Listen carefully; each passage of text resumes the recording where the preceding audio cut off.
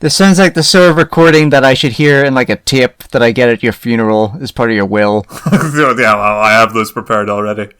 Just, for the Dear treasure Lords. hunt. It turns out I've been making secret money off Vectormen podcast for years. It's about time, and my accent changed over the years to be more like a prospector. I've suddenly developed a transatlantic accent.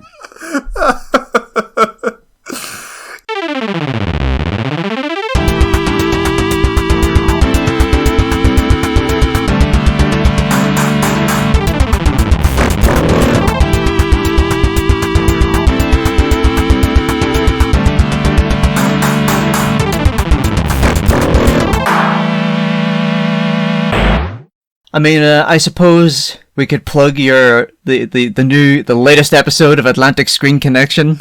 Yeah, I guess. I could talk about it more than I can plug it, I suppose.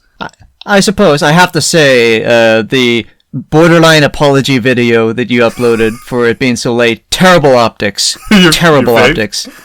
Oh yeah, see, you need to know how to spin these things. Instead of, I'm sorry it's so late, I made a mistake, you should say, Atlantic Screen Connection, lost episode, finally released. You gotta know how to market these things. The only reason why I felt in any way apologetic about it was because we had gotten our two guests on the show. The biggest guests the show had ever got, which were screenwriters Ben Collins and Luke Petrowski, who are screenwriters for Super Dark Times. At the moment, they're helming the Hellraiser reboot. So, I mean, those guys are doing really well. And they were such lovely fucking guys. But it had been radio silence since basically the day we recorded. We didn't keep them posted on how the episode was getting done. And then when it became apparent that this was never going to be released, they were scared that this was all some kind of ploy by a sorcerer to steal their voices away forever. In their position, I would be curious and a little concerned that whatever they contributed to that show just didn't air for reasons unexplained. What if they're chopping our voices up right now to part of some kind of false confession to some terrible crime that they can use to blackmail us later? Yeah, that's it.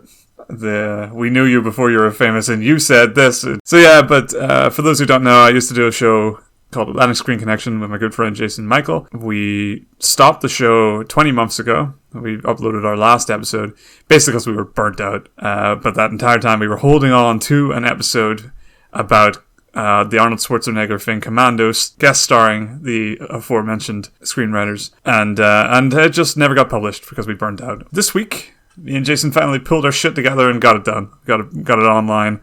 To surprising amounts of views and praise and friendly comments. People were genuinely pleased to see it, so that was really nice. Regrettably, those followers are non-transferable, it seems. Yeah, we've got some people have followed us across different circles. But yeah, I mean, we had a decent following for Big Picture Reviews, which Lawrence and I used to write for as well, and yeah, we're not getting those guys back. We're not getting those numbers. That's all right. We can build up our own following with blackjack and hookers. See, I'm switching it up this week. Futurama references. The only other thing and sort of follow-up, kind of, is that this week I finally got some shit together regarding the show and made ContentTracker. Oh?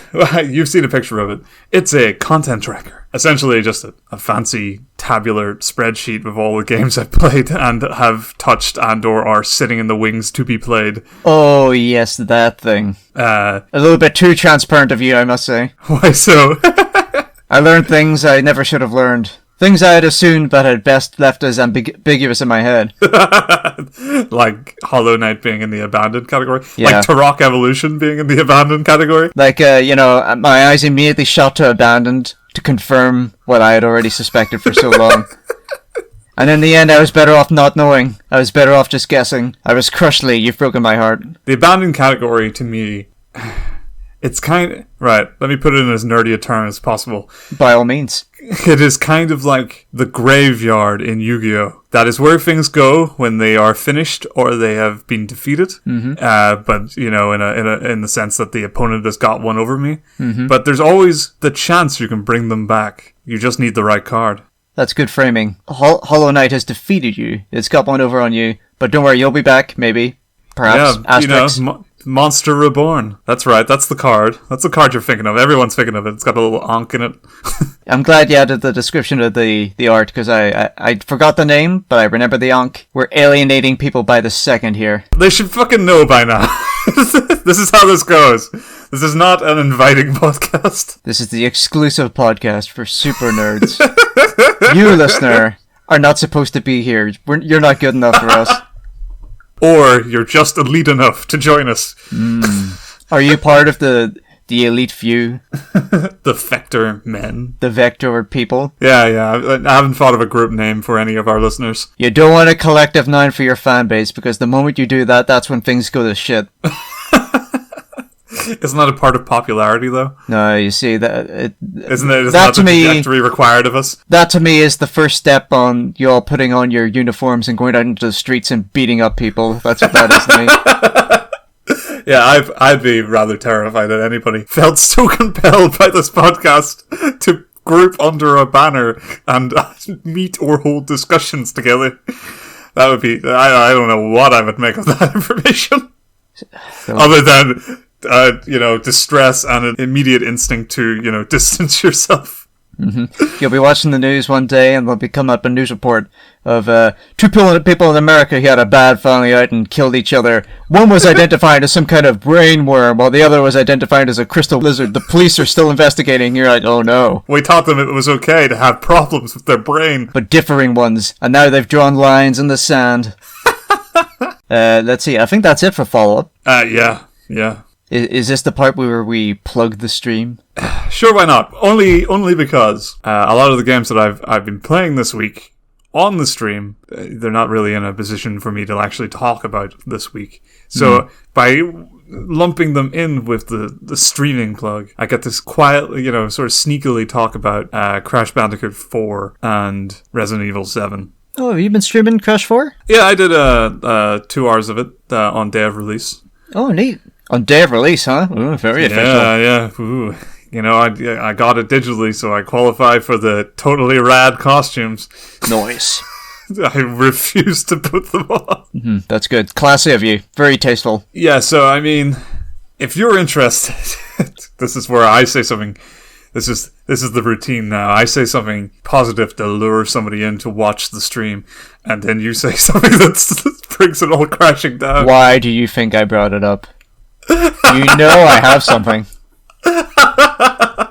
Alright, so if you like to see the hottest new cartoon platformer releases and also horror games played by one of the hosts of Vectormen, then by all means jump in to Vectormen Live. That's twitch.tv/Vectormen Live. If you would like to see Lee accidentally hit on a 16-year-old in Among Us and getting kicked from the server, join in at twitch.tv/Vectormen Live. That's twitch.tv/Vectormen Live.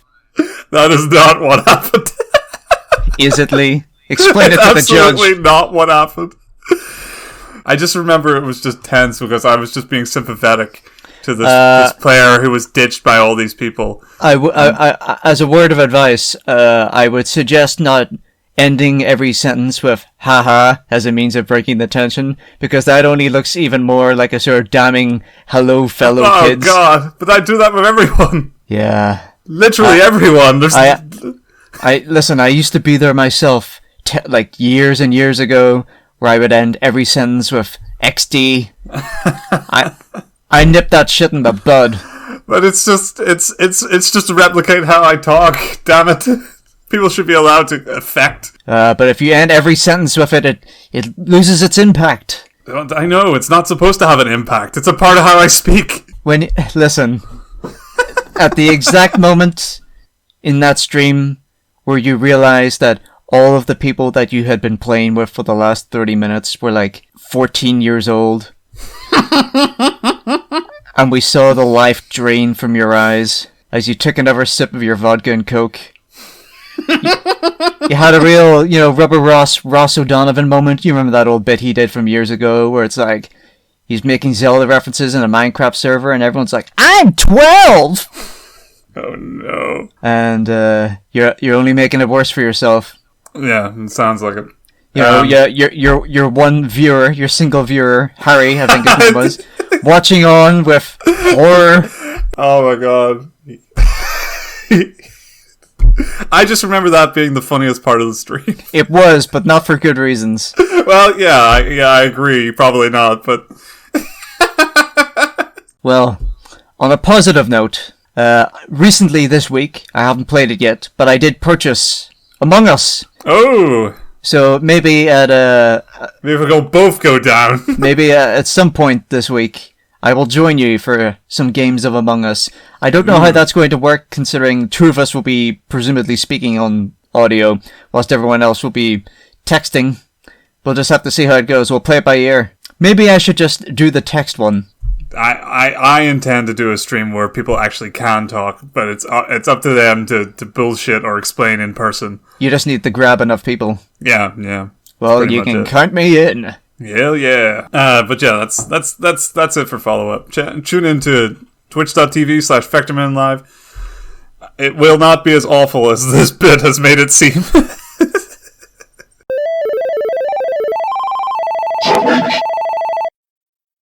Now, according to the now Ironcast rules, written in stone forevermore, courtesy of last week, we now enter to the news segment of the podcast. No, we don't. What? No, we don't. It's the other way around. No, it's you start. Oh, you're right, bugger. Well. That's the whole point.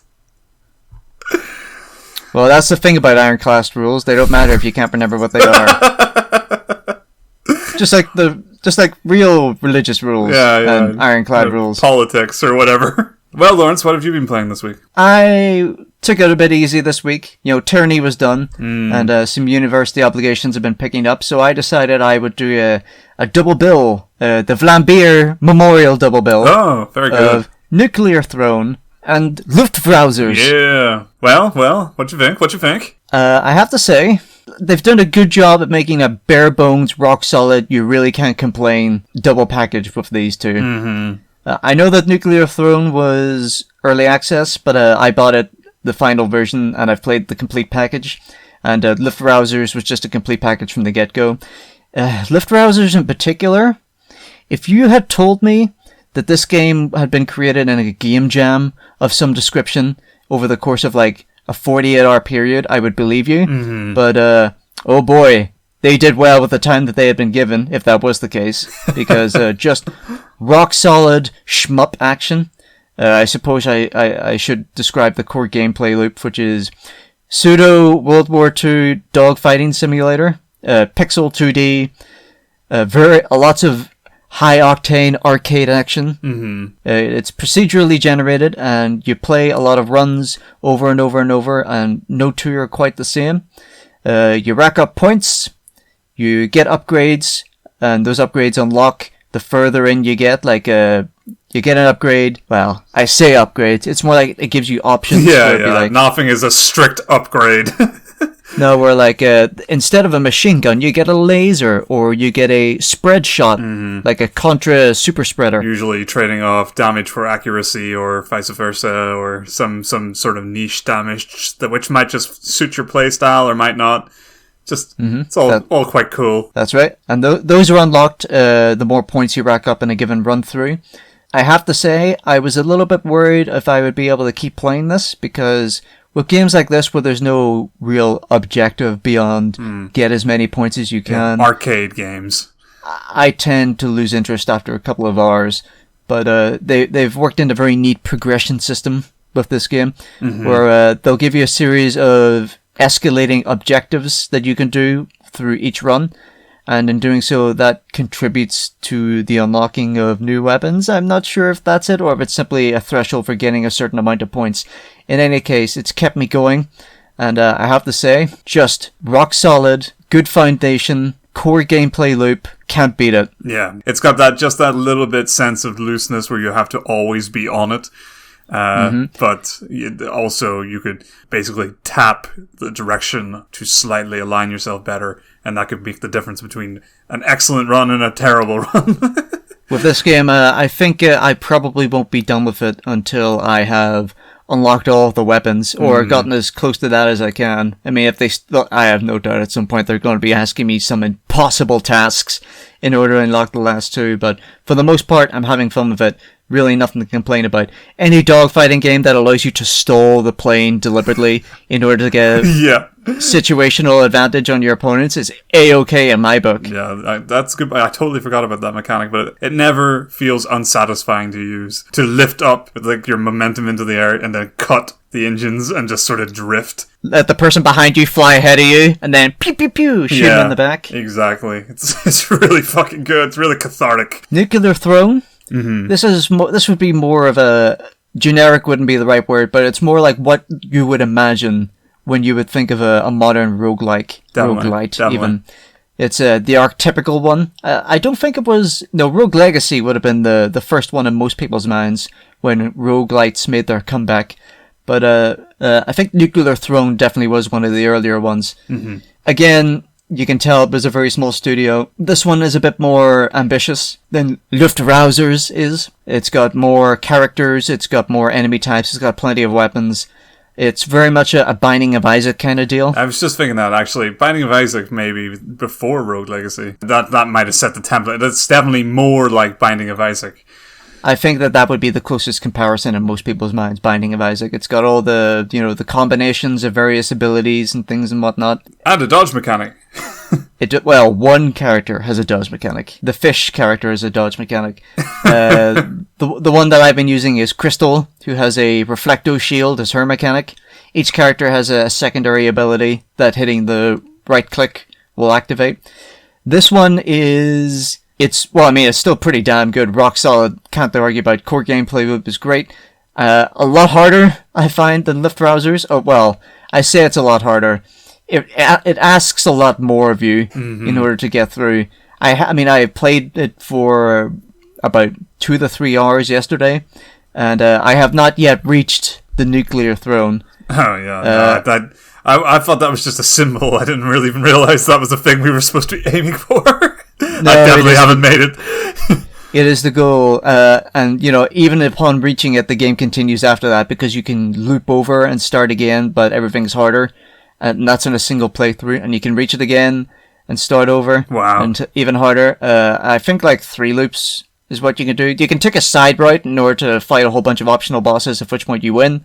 I think I'm watching a GDQ playthrough of it now, and it's just chaos.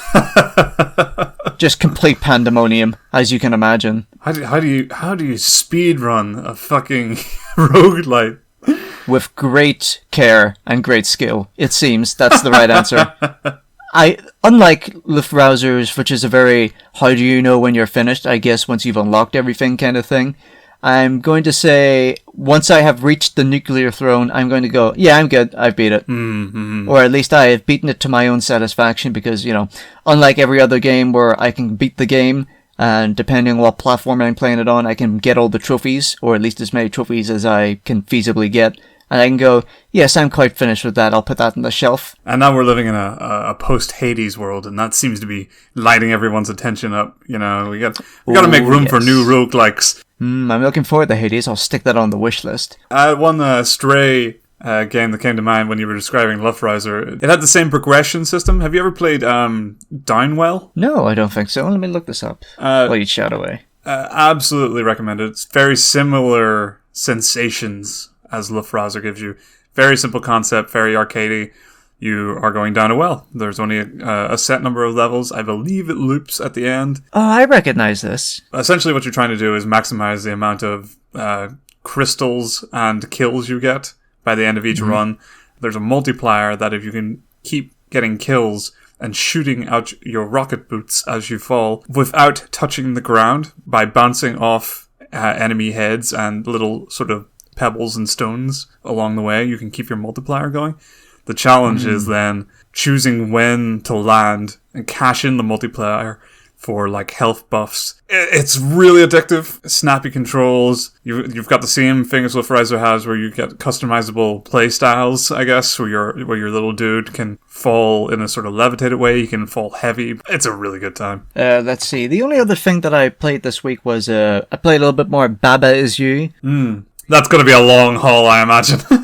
Oh, yeah. I've been neglecting it, to be honest. The Sakurai giving it the award really kicked my ass in gear and reminded me that it was a thing. And I'm glad I did, because, man, it really is just like magic. Like, how do I put this? Like, you know the thing where you come back to a puzzle that you've been stumped by for like days, and you solve it right away, and you're like, fuck. You don't know how to feel. You're pleased, but you're also pissed off that like you were fooled for so long. Mm-hmm. I had that condensed over the course of 20 seconds, where I've been stumped by a puzzle for days, and I had been playing it for like 20 minutes, and I was like, damn, I just, for God's sake, I need to take a break. So I went to the toilet. Whilst I was doing my business, nearly 20 seconds after leaving the computer, I conceived of the solution, and I was like, this had better not be it. God, fuck. And sure enough, that was it. And I was like, fuck. Oh my god. And like, I was like, hey, I'll take it at this point. I'll take it. And the great thing about Baba Is You is that all the things you get stuck... So it's like, Mario 3 with like the overworld, and then each overworld has several puzzles in it. Yes. All the really hard ones are the very last puzzles in each overworld level, as it were. And so what'll happen is you'll beat the last one in an overworld level, and it's very, very difficult, and you're feeling pleased of yourself for having beaten it. And then you go straight into the new world, which usually teaches you a new mechanic.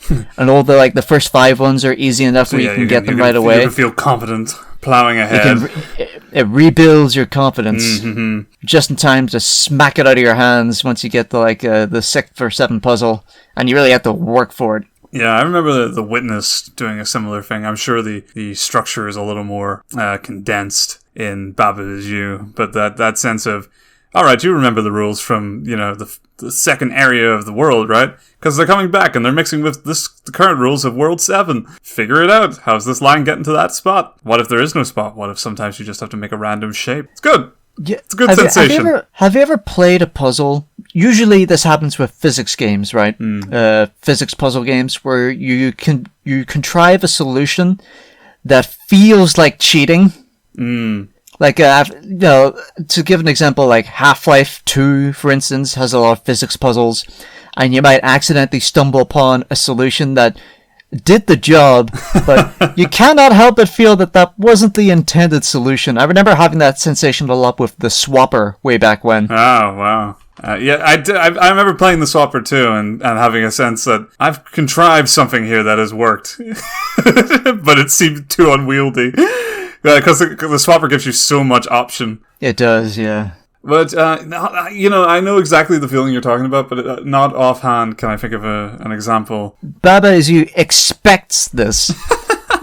In any other game, you would be questioning yourself, is this the right solution? It feels like I'm exploiting something. It feels like I'm exploiting something that the developer hadn't considered to solve this puzzle. No, with Baba Is You, that is the only solution. Yeah. I'm going to be playing this game for another year, I think, at this rate. Yeah, yikes. That was it for my week. Pretty concise.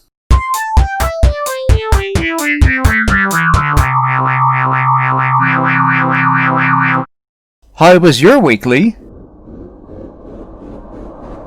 Lee? Hey, Lawrence. When I first recorded my week this week, it was so utterly lacking in joy that I've had to trim basically all of it. And if everything has went as I assumed by the end of the recording, this voice line here is to say, I only did one thing this week, and it was watch Dragon Ball Super.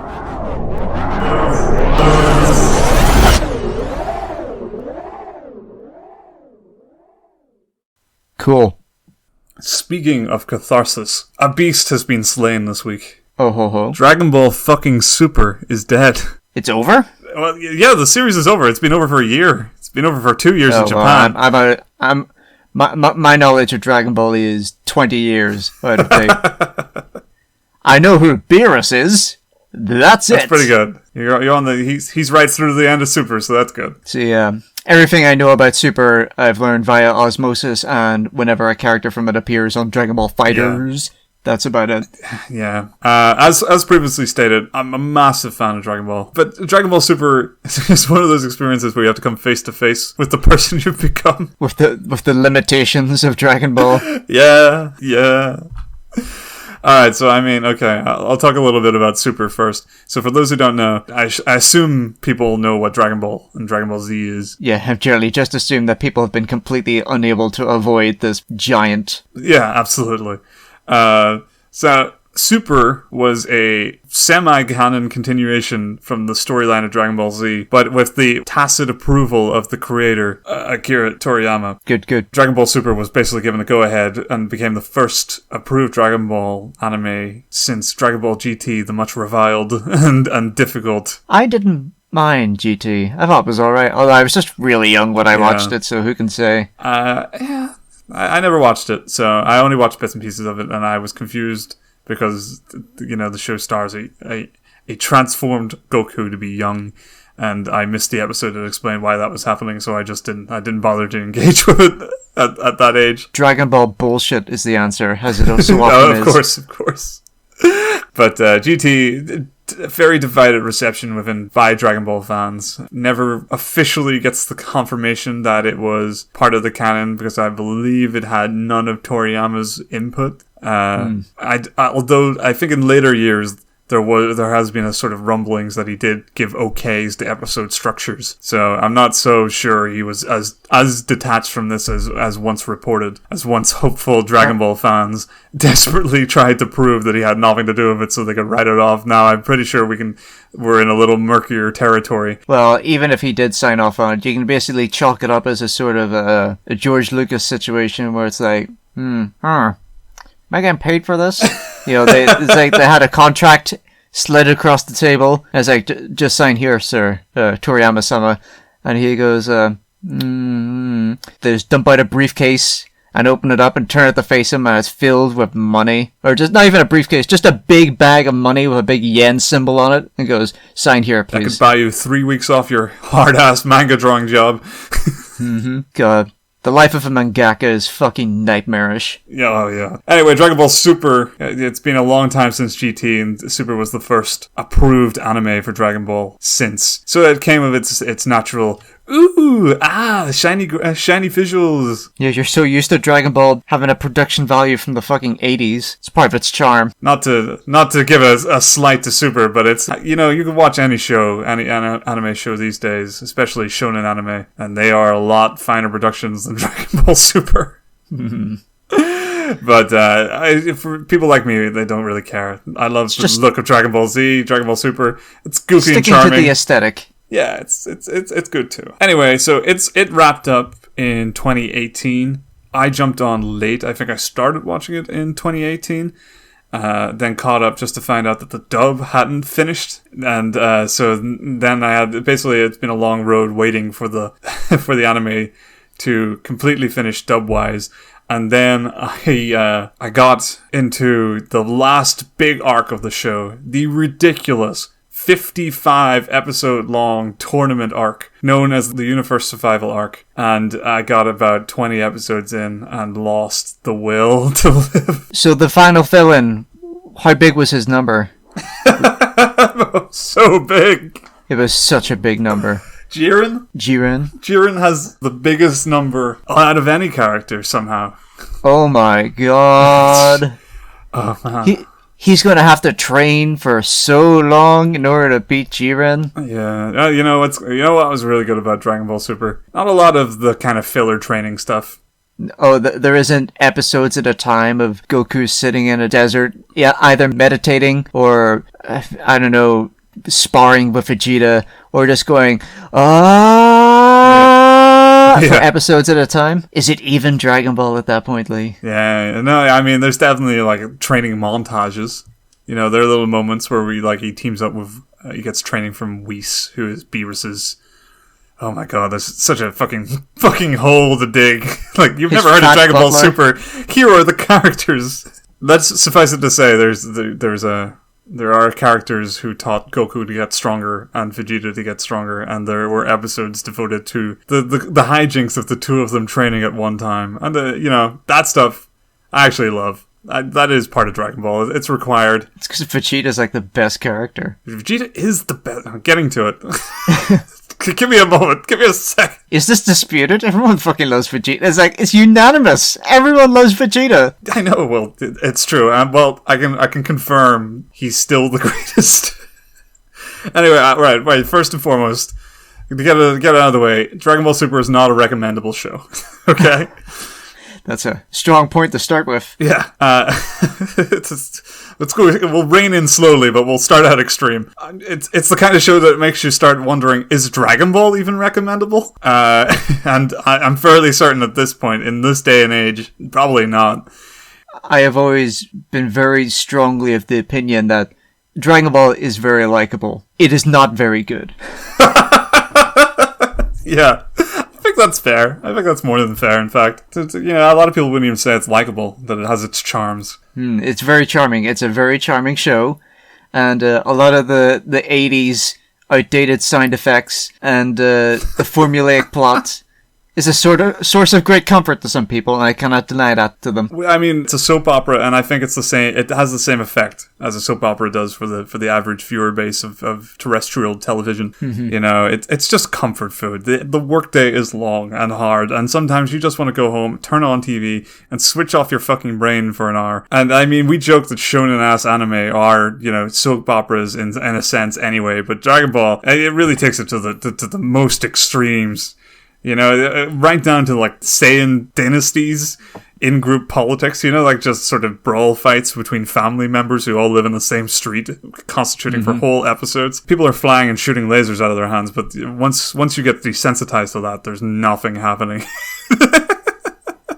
That's what Dragon Ball is. People flying and shooting lasers at each other and punching each other very, very quickly. Well, the thing with Super is that it's more of the worst parts of that. Like, the stakes are beyond superficially increased. Yeah, that's the problem. Well, I mean, that's Dragon Ball, isn't it? Every arc is bad guy shows up.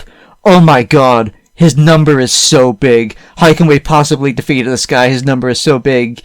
A season's worth of training. Some people get dwarfed. Usually Krillin.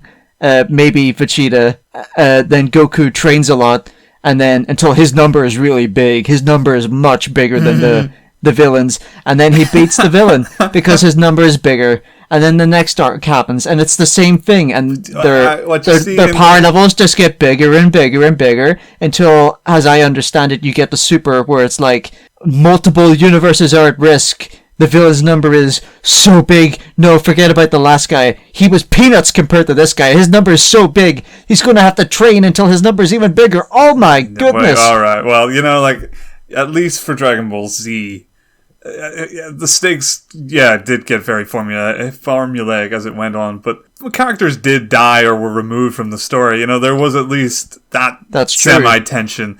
And then they went to the afterlife, and then they used the Dragon Balls to wish them back.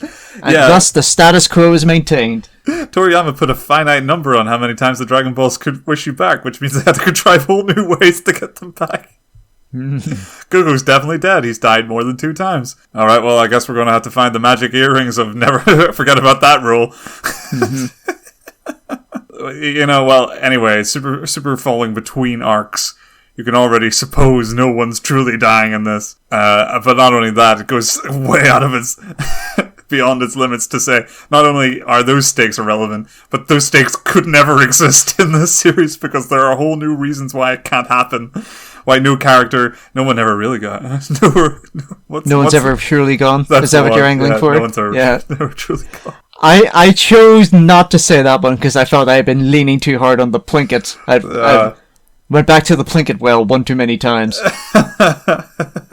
Alright, so all this to say, Super is quintessential soap opera, and it's even more superficial than Dragon Ball Z, if such a thing can exist. Is it good soap opera, though? Yes. Yes, it is. Look. Oh, well. What more can you ask for? I'm not going to lie, the show is beyond defending, But as pure mercurial fan service, brain damaging but delirious, this is wonderful fucking show. Beautiful Drek. It not only has it a stronger sense of humor than Dragon Ball Z ever really had, but it also just, it gives you all the dumb matchups that were left open at the end of Dragon Ball. Did you ever want to see Majin Buu and Mr. Satan as roommates, you know, when Mr. Satan goes back to work?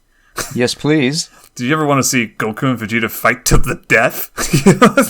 like, no. Well, I've seen that plenty of times. No, not really. Not really. Not in their current power levels. Oh yeah, now they can now they can fight to the death. This time their hair is blue though. Yeah, exactly. So you know it's serious. You know, they've got all different moves. Really? No, not really. do the lasers that they shoot at each other have a different color? Yeah, no, not even. I'm lying. But other things, like you want the biggest, dumbest tournament arc of all. Finally, the one where the fans would wonder, you know, Dragon Ball Z, every time it had a big, dumb tournament arc, something would interrupt it. What if it just had one big, dumb tournament arc? Dragon Ball Super delivers. You've got the biggest, the dumbest, it's unwieldy, it's crushingly long, it's not fun to watch, but you got it, fanboys. Now you may never ask for it again. And it has a conclusion that isn't a foregone conclusion. Well, it's only kind of true. Goku beats the bad guy and they win. Yeah, the person who wins it isn't Goku. Oh, wow. Do they win because Goku lets them? No. No. It's scrappy, it's fun, it's good. Oh, well. Say no more. I was appeased. The last 3 episodes of that arc were really good. But yeah, what about other things, you know? Future Trunks gets his own story where he's actually important and not just like an overpowered messenger boy. You know, that's a whole thing, and it super gives you it, and it's the best part of the entire series. What about, or you even get little stupid things. What about Frieza and Goku teaming up to save the day? You know, all that fan service, you fucking got it. All of it, every little bit. Drink the mercury, wear the hat. I mean, it's the best kind of fan fiction, the semi-canon kind. And I genuinely loved it. I loved that the characters are so much that I was willing to rewatch someone reshoot the objectively best Dragon Ball film, Battle of the Gods, and take out all the good parts just to get more. Is that the one with Broly? No. No, the one with Broly's the Broly movie, silly me, forget it. I'm showing my ignorance here. It's the one with Beerus. The one that kicks off the whole super thing being a thing. That film is hilarious. It is so funny. And the anime, for some reason, the first 2 arcs in the anime, the first one is a little backstory, and then it's just that film told badly. And then the next arc is Resurrection F told badly. And so both suffer. The first 2 arcs of the show are not great, and then the next 3 arcs are pretty good. The last one's unwieldy and long, but the 2 in between, really, really good, really fun. And I even loved the new characters. I mean, fucking Beerus and Whis, already well-established fan favorites from Battle of the Gods. Yeah. That's the only thing I know about the new series is all the cool new characters that are coming out of it. Yeah, which is great because they're going into Dragon Ball Fighters, and when I've played Fighters, they all play exactly how you want them to feel. Beerus is just this weird, unwieldy, kind of untouchable thing. Like, they never even really get into just how powerful he is by the end of Super, so it's all up in the air still. I love Hit. Hit is just Jotaro from... He's just Jotaro. He's just Jotaro. He's voiced by Jotaro. He's Jotaro. I played that game with you like a year ago, maybe slightly more. And you said to me, he's just Jotaro. And I went, really now, is he? And then I saw his opening, stage entering animation. I went, this is just fucking Jotaro. And you're like, yep. Yeah, they just wanted. He stands like Jotaro. He has like Jotaro's jacket. He poses like Jotaro. Yeah, exactly. He's Jotaro. His abilities are kind of like Jotaro. Almost note for note, exactly the same. It's wonderful. The only thing is, it's if Jotaro were also Star Platinum. That's basically it. And he's a hitman. That's why his name is Hit. What a wonderful thing. I guess they ran out of vegetables. Nope. They invite whole new characters in. One of them is called Kava for cabbage. Another one called Caulifla. Khalifa, yeah, of course. There's loads and loads of them that are all exactly like that. But there are even ones that people don't talk about, new characters that I really love. I love Beaver's chubby asshole brother, Champa. I love his own version of Whis, the female Vados. She's fucking hilarious. The angels, like Whis and Vados, they're just great characters. They're also aloof. And there's a whole fucking ream of them. There's Jacko, the space cadet dude. He's irritating in just the right way. And then there's like the villains. Goku Black is genuinely a great villain. Smart boy Goku, and it's a genuine mystery. The whole arc figuring out who the fuck he is, how to get there, and even when the storytelling becomes clear, it's still great because the villain of the arc is the most ideological villain Dragon Ball ever got. And it's just fun to see them these morons have to butt heads with ideology of all things. Like, basically they're dealing with a guy who is Thanos in this world. Thinking is hard. Yeah, and Goku's like, I don't care. I'm gonna hit him. Jiren sucks. There's no way around it. He's a bad character. Yeah, that's the one thing I've heard about him. The only thing I know about him, other than the fact that his number is so big, is that he is boring. Yeah, he's boring because he doesn't earn his big number. Jiren just shows up stronger than everyone. And the reason why Jiren is who he is and why he doesn't need to have a character for the whole thing to function is because Goku has orchestrated the biggest tournament in the world to find Jiren. So it's really all just about Goku, as usual. But I mean, it works out because this time around we get Goku straight up say he's a fucking ambivalent force for neither good nor evil. Which is what most people suspected for this. Yeah, but you never know anyway, he was conscious of it.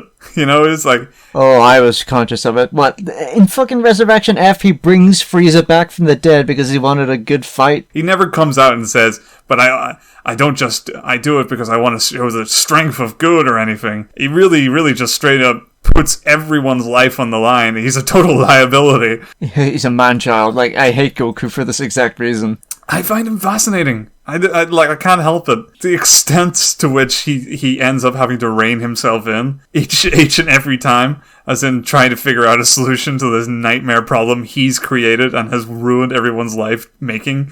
See, I would watch that and be like, why is anyone hanging around with this person? Why would anyone want to be near him? Why would they want to be friends with him? Like, it's fucking monstrous. Agreed. I still find it fascinating. I find it generally interesting to look at these sort of extremist characters. But yeah, of course, the best part of the whole show, and Super really leans hard into it, is Vegeta. Vegeta is the star of Super. Like, yeah, he becomes the hero. More of a hero than Goku, anyway. He is the only sensible character for much of the show. He's the only one who also has arcs. His character develops weirdly in this downtime, because the last time we leave off at the end of Dragon Ball Z, he's tired. He's apologetic. He's a good guy. He lays it all on the line. And Super is all about the fact that he grew beyond that. And now he's like looking at Goku. If Goku got over himself for a fucking second, it turns out he's a bad but earnest family man, and he has a whole connection with future Trunks from Dragon Ball Z that they now get to go into and talk about how shit a father he was. He's got reason. He's got motives. He is bad man.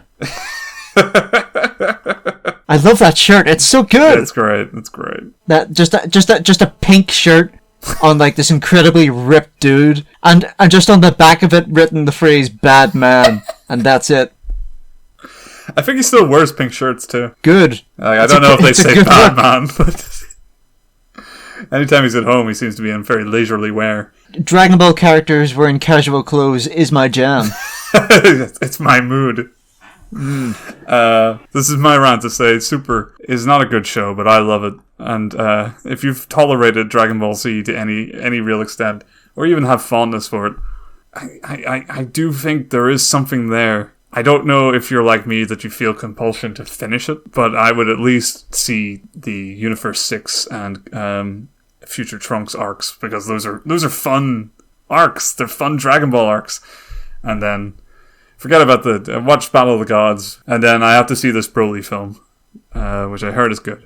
So I might talk about that sometime if the world will let me. All right. But as a big fan, I was pleased at the end of the day. So, hey, Dragon Ball. As a fan, you felt sufficiently serviced. Yeah. The mercury tastes good. The Kool-Aid. Flavorful.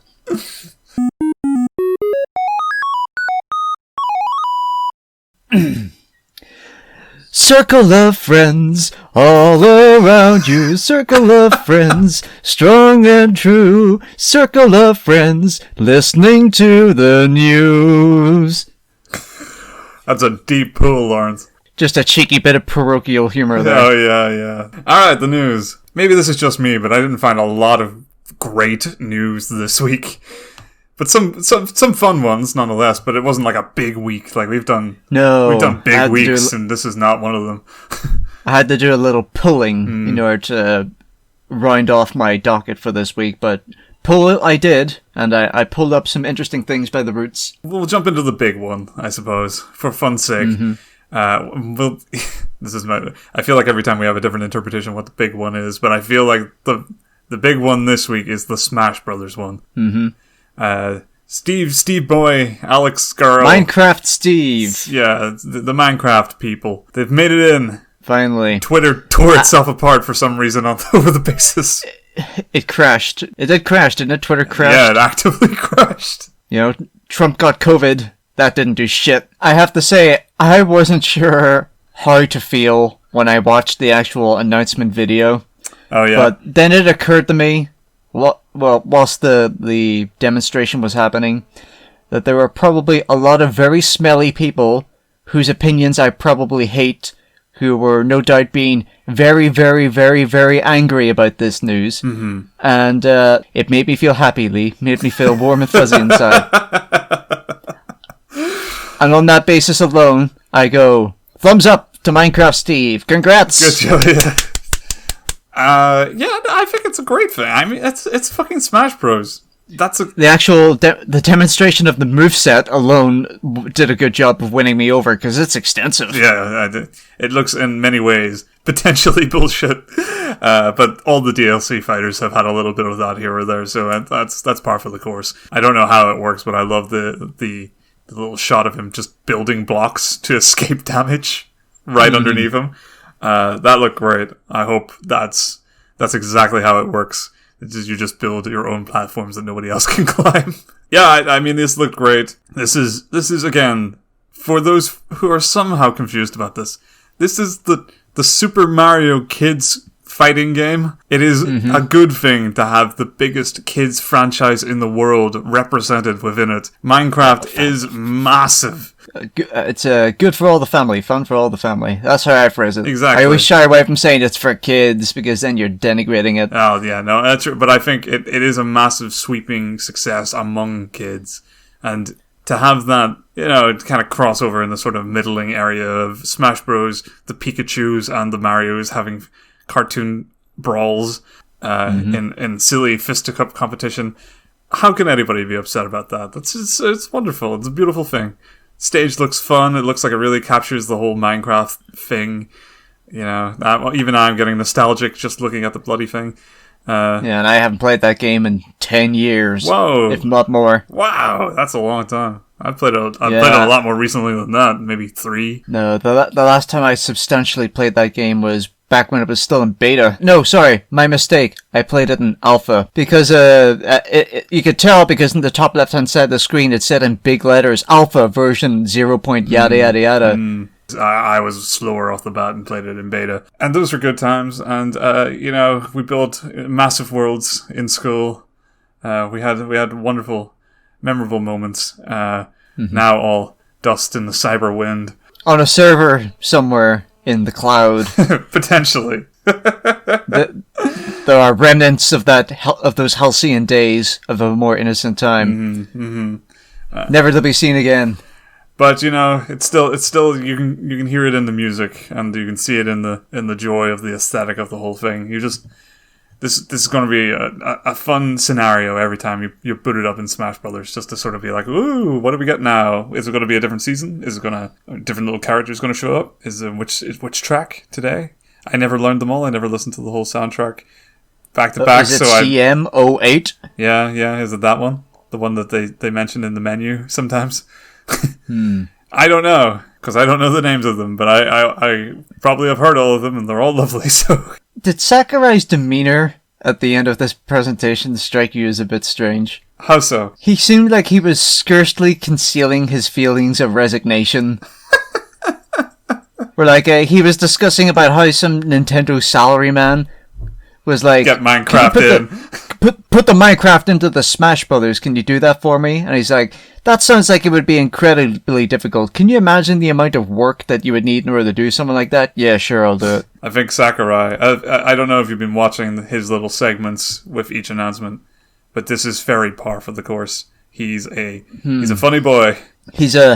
I honestly feel once the final character for this game is implemented and announced, that on stream live, like a Marvel character, he's just simply going to fade into dust and blow away into the wind. Hey, one long project for them, one for him. He gets his Kid Icarus too, like he's always dreamed. Now he can cripple a whole new generation of children.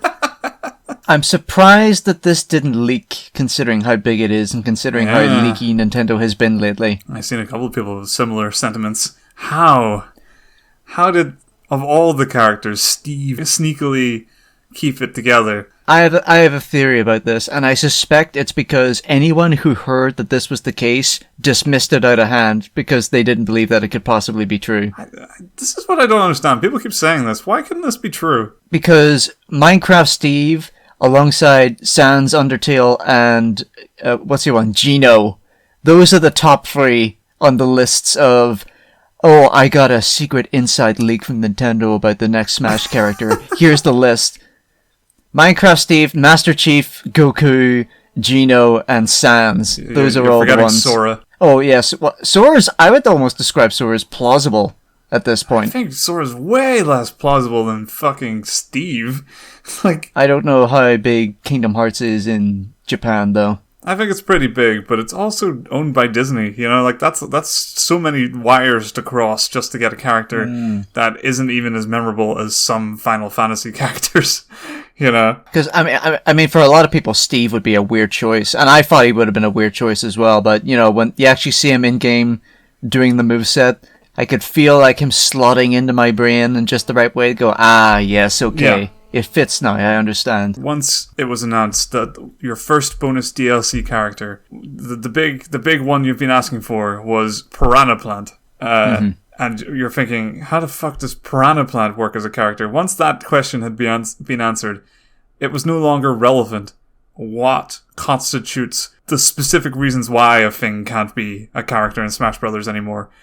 Now it's just a matter of figuring out whether they were good enough, deserved it, or the third criteria from Fire Emblem enough to get in. This is the, how many other open slots are there? There's like 3 or 4 more? 4 more, yes. 4. Well, I mean, it's anybody's game at this point. Yeah, that's for all we know, Sora might even still make it. Very true. There might even be a demand for. I mean, I know there's a demand for it. There might even be a legitimate demand for it, not just a sort of small underrising. Although each time I hear him mentioned, I also hear a bunch of people saying, "Who the fuck cares? What is Sora if you can't have Donald and Goofy show up?" So it definitely needs. You know, like, they have to be a part of his Smash Ultimate move, right? Like, you can't not. That's his whole thing. I mean, I guess he can use the Keyblade to shoot a laser to open a lock somewhere or something. Or he can do that thing where he changes into, like, you know, the stupid alternative costume, like the black and gold one from 2. I'm not saying it's not impossible to program. I just mean that they would literally have to get the rights to Donald Duck and Goofy from Disney just to get one character into this game. You know, like, it just seems like the most absurd red tape, and it also goes against the usual brief of Smash Brothers in that they have to, the big draw has to be video game only.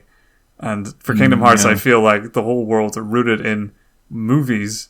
It kind of defeats the brief a little bit. Not that like, if Sora gets in, he gets in. I don't really actually care. I just think there are better choices.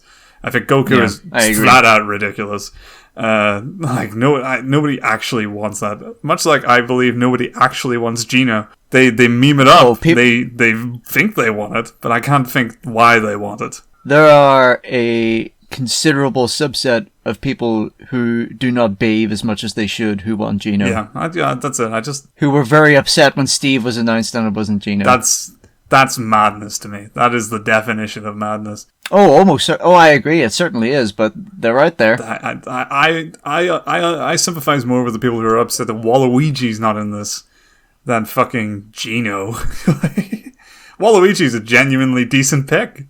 I think if they bring him in, that's a good call. And people are like, bring in Tails, so then I'm like, no, I wouldn't. Yeah. Like, I just wouldn't. I don't think Sonic needs another guy in there. No, assist trophies are good enough for me. Yeah, exactly. I guess Doom Guy, maybe. Doom Guy's a fun one. I think that would be fun. I mean, I can't imagine what his final... Well, I can imagine what his final smash would be. I'm just wondering how could it be at all appropriate for this game. My god, he's torn Kirby in half directly down the middle. What the fuck? Yeah, but everything else I think would be quite cute. He's got his little laser sword from Eternal these days. He's got his chainsaw. And he's just guns. God. Lots of guns. Yeah, I can see that working out. So there's definitely hope for him. There's certainly more hope for him than Master Chief, who now... We're now 2 Microsoft entities in, and he's not made a show. Yeah, I have to say, Doom Guy, simply in terms of heritage, is the choice there. I think. I think so too. If you're going to do a gristled space marine, go with the one that brought you to the dance. The old school. Go for the OG. Yeah.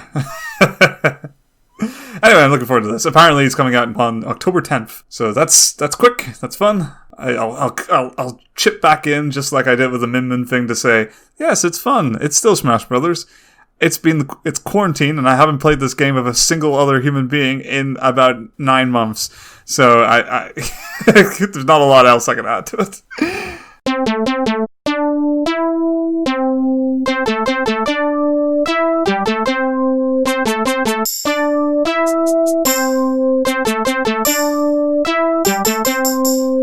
EA Need for Speed Hot Pursuit re-release is being teased. Okay. That's only mildly interesting news. What I was more interested in is that it made me aware of a shift in the EA hive mind, in the tentacles. The winds are blowing in a different direction. Yeah.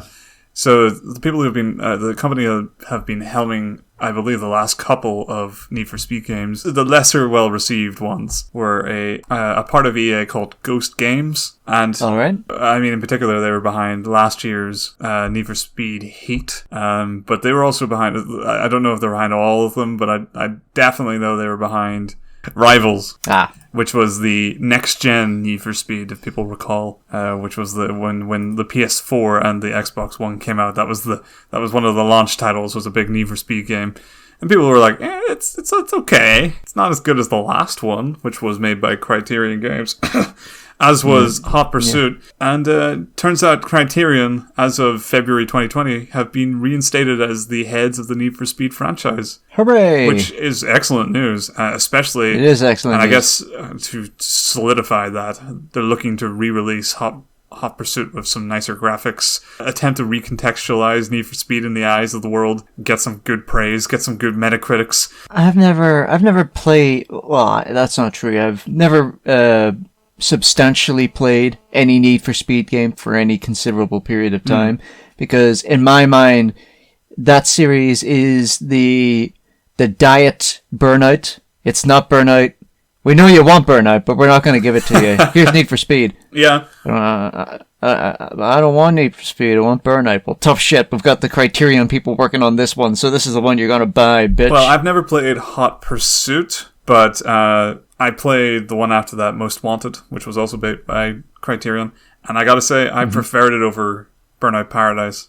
I thought it was strong words. Really addictive. I found the structure of the world really fun to explore, and I thought the races were really cathartic and generally had just Burnout with a different name, basically. A little more transparent and easy to make your way around than Burnout Paradise.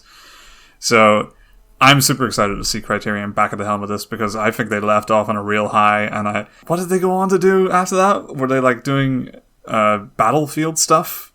I have no idea. Let me quickly check this, because what the fuck? Who would take them away from this? EA would. Yeah, that makes sense. Yeah, they were. They've been in the Star Wars Battlefront coal mines, and also Battlefield 5 coal mines for the longest time. They did Terrible. they did backup work on Need for Speed Rivals. They maybe even did the foundation of that game and then passed the reins over to Ghost Games, who then spearheaded the franchise for the next few. Maybe it's just because Burnout 3 is a game that I played when I was young, and it was the greatest thing I had ever played up until that point. And it is just, in my mind, inhabited a pedestal, the racing game GOAT, if you like, of just unattouchable perfection. And I know that I'm not the only one that feels this way, because Burnout 3 is widely considered to be one of the best racing games ever made. And I'm glad I'm not alone in thinking that. But everything since then has just been, it's good. Yeah, it's pretty good. Still Burnout 3 though. yeah. Burnout 3 really, really good. I think there's room for not so much contention, but deserved praise for other games that carry on the same legacy. I liked what did you call them? MotorStorm. I liked MotorStorm. I mean, it was a different kind of game, but I liked it about as much as I liked Burnout 3. Was Burnout 3 ever re-released? Nope. Oh, that is a tragedy. Yep. It's been sitting. It was even produced by EA, so I don't know. They've just been holding on. Maybe it's on EA Play. Maybe that's the incentive. Yeah, some Disney Vault bullshit going on here. You ever play Airblade? Airblade? Yeah, you ever heard of this? It was an earlier Criterion game, earlier than Burnout. I used to have it on PlayStation 2. Doesn't sound like a racing game. It's a skateboarding game, except it's hoverboards. Oh, sorry. Airblade brings up the Dyson hand. Oh yeah, I forgot. That's the new nomenclature. No, I've never seen this before. Oh, actually, I might have played it on some kind of PS2 demo disc. It was in the original PS2 demo disc, so you might have played it on that. There you go. That's where this hazy memory's from. Wow, what a blast, huh? Blast in the past. Really, I was literally just looking at the list of what was the last thing Criterion was, and then I saw Airblade, and I'm like, holy shit, it's been 78 years or whatever the Titanic meme is. I'm not a skateboard game guy, but I beat that game, and it had some really good ideas. I don't know, it's probably not a very good skateboard game. No. It had 73.12% on GameRankings. Wow, a 4-point percentage rating? Wow. That's incredible. Oh wait, GameRankings is an aggregate. Okay, that's fine. I for some reason I thought that was GameTrailers.com. And I thought they scored their games out of 0.2 decimal places. That's incredible.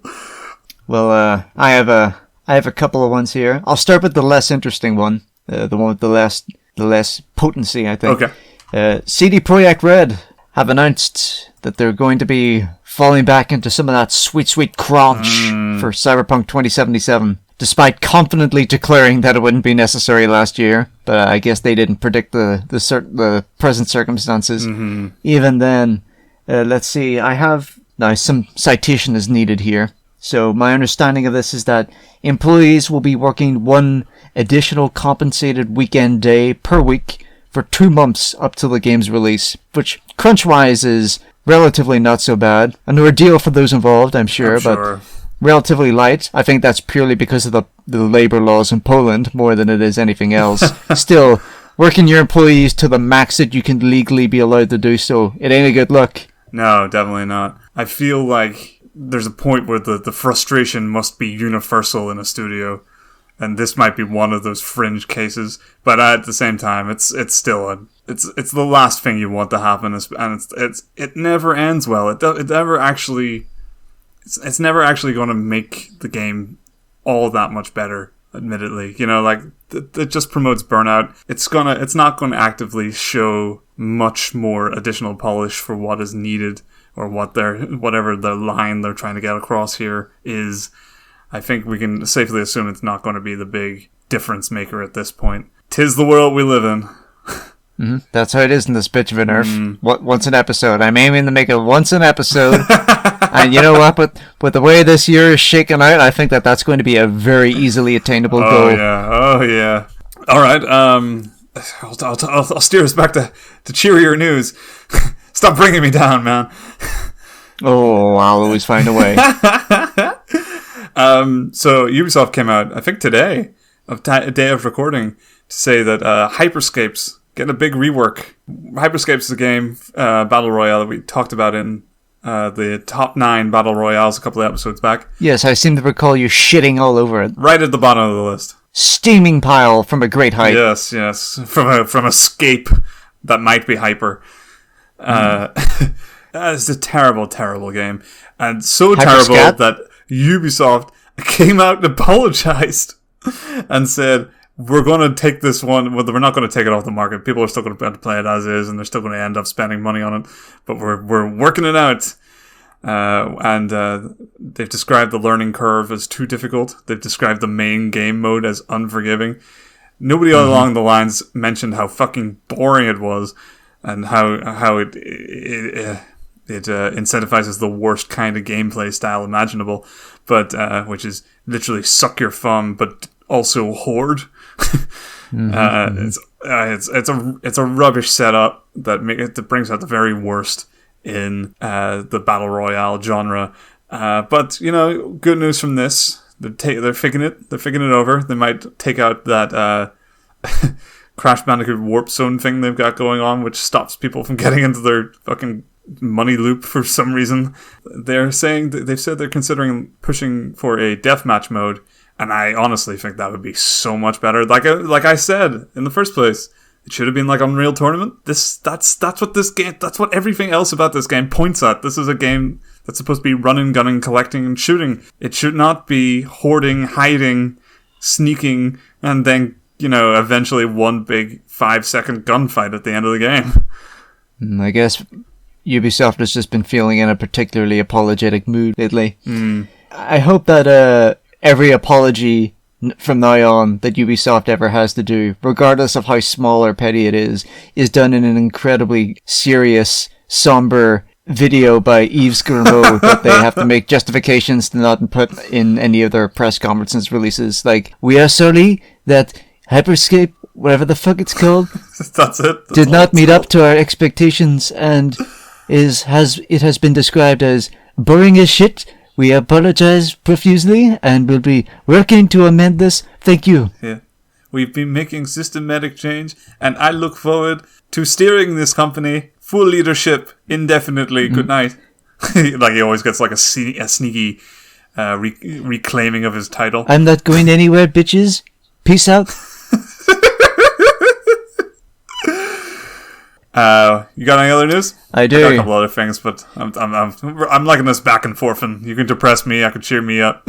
Good, because this one, it's a funny old one, but it is a little bit of a bummer. So, the boss himself, Vince McMahon, chairman of the WWE, the World Wrestling Entertainment, is forcing his wrestlers to turn over their Twitch channels to WWE, and all the money that they will be making from those Twitch channels instead goes to WWE, and they will be paying them back a percentage of the revenue because he owns their souls and likenesses, as I understand it. But despite this, they're independent contractors, Lee. They're independent contractors. They're not employees of the company. He owns everything about them, but they're independent contractors. Now, they must sign new contracts, which include Twitch. Streaming on Twitch will now become part of their work obligations, and if the talent doesn't stream, they will forgo earnings, be suspended, or face penalties. Fuck me. Vince McMahon just goes on with that place. Vince McMahon, he's a shrewd fella, I have to say, because he's spent the last 20 years cultivating himself as a heel wrestling personality, as the bad boss that you like to see Stone Cold Steve Austin punch in the face because it makes you feel better about your shitty job. And in doing so, he has done something very canny, in that basically every time he does some bullshit capitalist greedy fuck rat asshole thing in real life, you just go, oh, that Vince McMahon, somebody better hit him with a chair this week. And then presumably he gets hit over the head with a chair, or his limo blows up, or he blows both of his quads jumping into a ring that one time, which is a video clip that I just watch every once in a while whenever I need cheered up because it's so fucking funny. I'll tell you about that story in greater detail later on, because boys, it'll riot. In any case, Vince McMahon is an evil capitalist fuck, and Yeah, no, that's it. That's the extent of the story. That's pretty it. He's holding people's livelihoods at ransom here just to fucking... Just to etch out a little bit more of that gold. I feel dreadful for fucking WWE wrestlers. It's just very depressing. I don't even I haven't followed it since I was a kid. I just, you pick up on it once in a while. You like to check in. I have friends who are way into it, It's always one of those things you like to hear about now and then, until you grow up and you realize how just awful the whole thing is. I'm busting to tell this story, so I'm gonna tell you. So, it's the quad blowing out story. It's funny as hell. Alright, so, there was a Royal Rumble going on, which is basically where every wrestler gets into the ring one at a time and is eliminated as they hit the ground outside the ring. Yep. And, the final two combatants in this particular Royal Rumble were Batista and John Cena. Right, wow. And, I can't remember which one was intended to win. I think it was John Cena was supposed to win, but I can't remember. In any case, he flung Batista out of the ring, but he rebounded in a certain way that made him fall out also. And they were disqualified simultaneously, which meant that there was no clear winner. And a delightful bit of improvisational acting on their part and the judges, because one judge was from SmackDown, one was from Raw, and they sort of had a bit of back and forth about their respective champ being given the victory, and they were drumming up a lot of heat from the audience.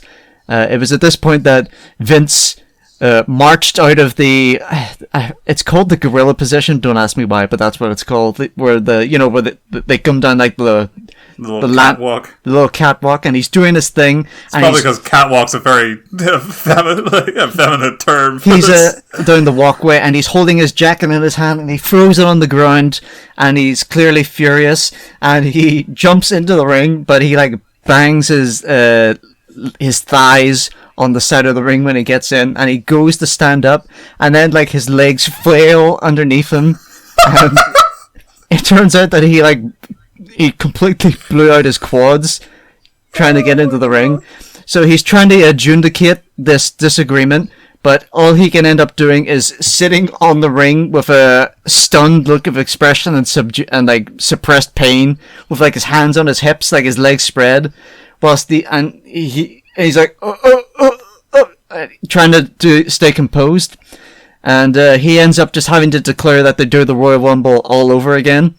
At which point he shuffles off the ring, limps his way back up the walkway, and then limps back to his car, and then drives to the hospital because he doesn't want to call an ambulance, because he's a dumb alpha male who doesn't want to show weakness in front of other people, so he never calls an ambulance. That's I need to see it. But you're going to have to see the clip because it's funny as hell. Also, one of the stagehands had to basically walkie-talkie all the people backstage to get the fuck out of there, because Vince was so embarrassed that if he had seen anyone backstage and they had seen him in such obvious pain, he would have fired them on the spot, because that's the kind of guy he is. Cool. Very cool.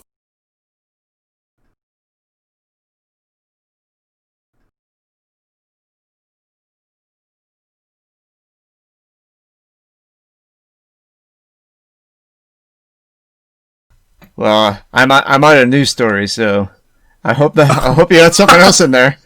Oh no! Oh no! Panic! If this leak is true, the PS5. Damn it! Shit, we got nothing.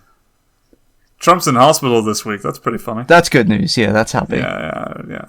I mean, that's terrible. It's terrible. Very funny though. So funny.